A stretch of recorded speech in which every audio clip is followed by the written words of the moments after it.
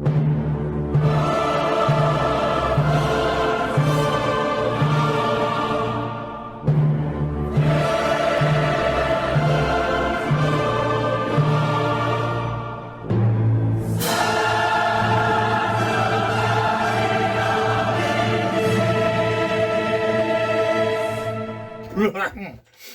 back, I'm Captain Xavier, and it has been far too long since I've updated on this channel.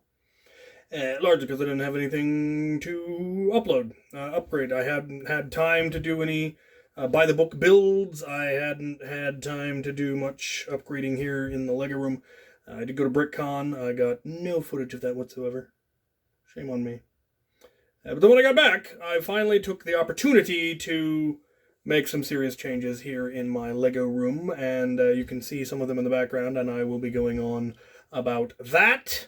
The big thing that kind of gave me the push to finally do this was having the castle off the table, because I brought the castle to BrickCon, and while it was off, I was able to finish it, because in my my hurry to get this place set up several years ago now, I didn't actually finish the table that the castle was going to be going on. I got it to the point that I could put the castle on it, and then couldn't finish it because there was castle on it.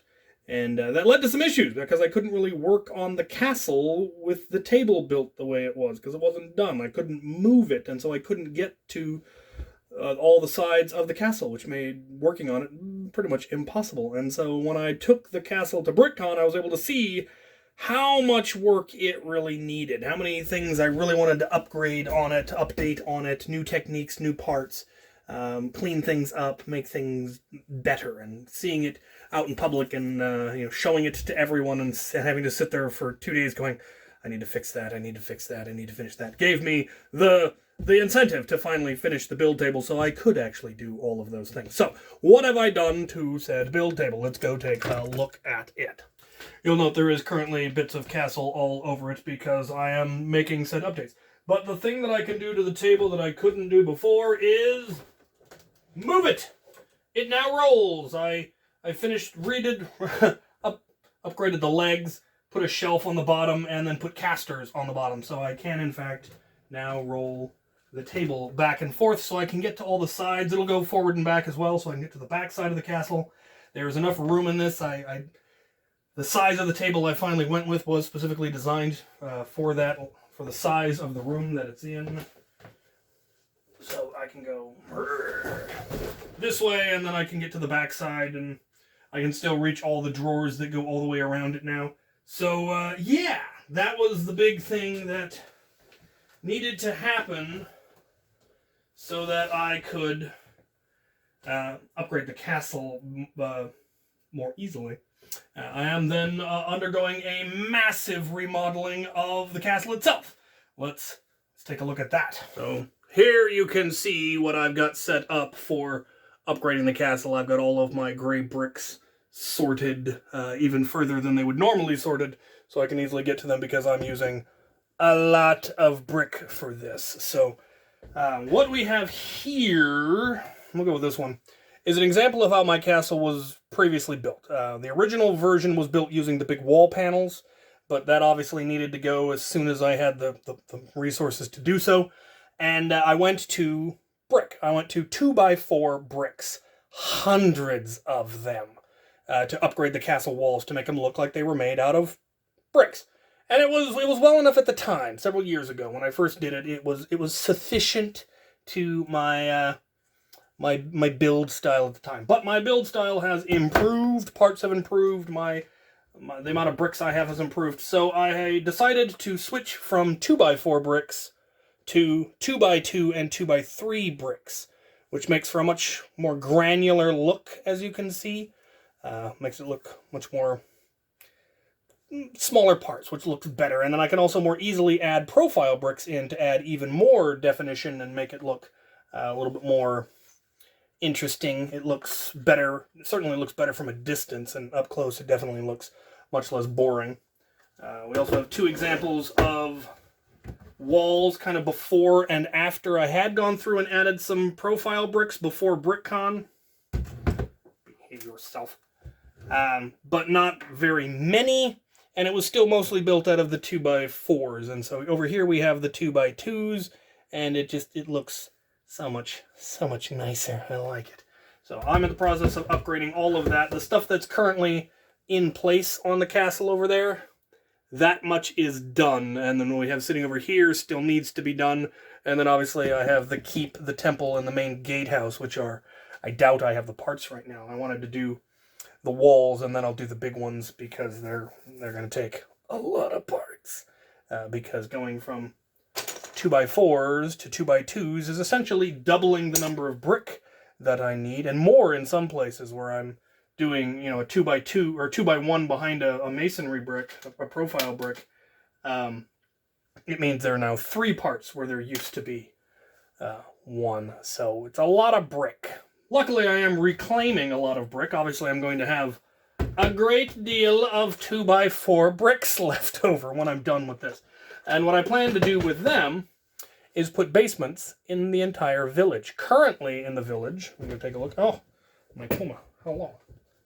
Would you like to? You can see. You may meet. This is Swamp Cat, and she's here stalking something. Who knows? Oh, she's stalking pets. That is what she is after. She wants pets. Yes. Puma. She purrs. All right. Switch that. So currently in the village, there's only one building that has a basement, and that is the church. And you can see there's some eldritch horror coming out of an alcove there. Most of the village is 3 bricks high. So there's a duplo, and then, so you can see here, 1, 2, 3. That section is 6 bricks high. So I plan to raise the entire village up 3 more bricks, and then add basements into the underside of most of the buildings using all those 4x4 or 2x4s. So that'll be the stones that are the basements are built out of. Which means I'm going to reclaim a lot of green, because there are now going to be holes everywhere. There'll be very, very little green left in the village area. They'll still be here in the front and back there, but around the roads it'll all be basements and dirt and mud and Lord knows what else. So that's what's going on with the castle. The village upgrade is going to be complicated because the seams where all of the plates come together are not going to line up with where the basements are. So it's going to be in lots of the basements are going to be multiple parts, and that is going to use more than just 2x4s. It'd be nice if it could just all be 2x4 rooms, but it's not, because there's going to be seams, sometimes multiple seams. But I'll make it work. I'll figure it out. And I may only do basements where they are entirely on one plate. That might make that a little bit easier, but we'll see how that goes. I'm also definitely wanting to upgrade this creek because it is very, very unnaturally straight and not as detailed as I would like. So that probably won't actually be any deeper. I'll raise it along with everything else, but I'll be able to add winds and bends and make it look a little bit more natural. The moat will also then, rather than being a very nice gradual slope up to the moat, there will be a cliff.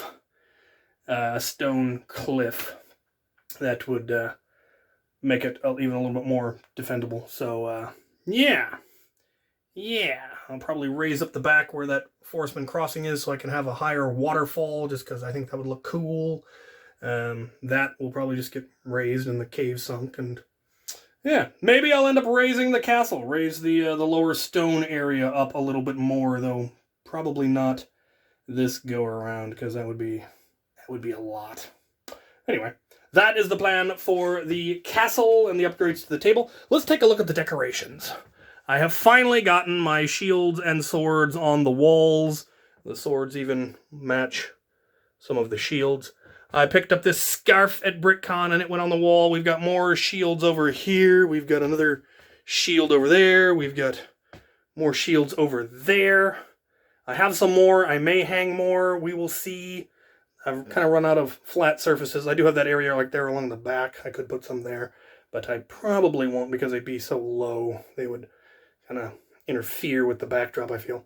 But the thing that I did recently that made me really happy was I finally got frames for some of my old Lego posters. Those of you that are old enough will remember Lego sets used to come with posters. The big sets came with big posters. The little sets came with little posters that acted also like catalogs and teasers. It showed you what all the sets were, because we didn't have the internet back then. You just had these posters to ogle and drool over all the sets, and to wonder, oh, what's in that? Because often the new stuff would come out in the older sets, and so you could see what was going to come out next year by, looking at these posters. So this one didn't come on a set. This one came in one of the Lego Club catalogs. This was an exclusive from 1993, and I cannot believe it has survived that long. These are all posters I had as a kid and have saved for 30 years, some of them. And not all of them survived in good condition, but I was able to find enough that were in good enough condition that I could make posters out of them. And I'm really happy with that. These are the oldest. These are from 88. We got the old castle. I remember that one. I'm pouring over that one. And this one with the original monorail and the old Blacktron. Love it. Futron and Blacktron. And then I've got the brick-built stuff that I've got. That. An old Lego competition that I won many years ago. And the final feature in this area that you've probably already seen and possibly wondered about, except it's gone to sleep now. Wake up. Come on. There we go. A big old TV at the end of the build station. Somebody gave me this, and I haven't had anywhere to put it since, because I had a bigger one already on my computer.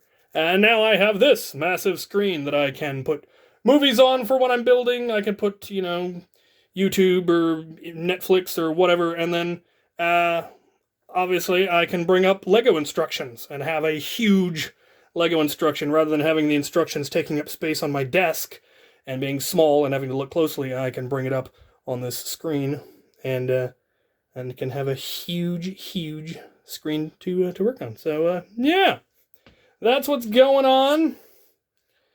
I gotta get back to that. I'm hoping to get all of the walls done today, and then I will start on the towers. The towers are having some significant overhauls done to the top floor, and so they take a lot more brick than the wall sections do, and I don't know if I have enough at the moment.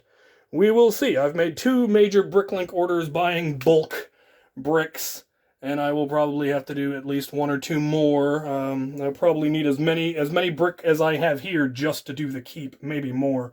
We will see how I deal with how many brick that's going to take. We will see. But there it is. There's the update. There's how it's coming along. Anyway, thank you for watching.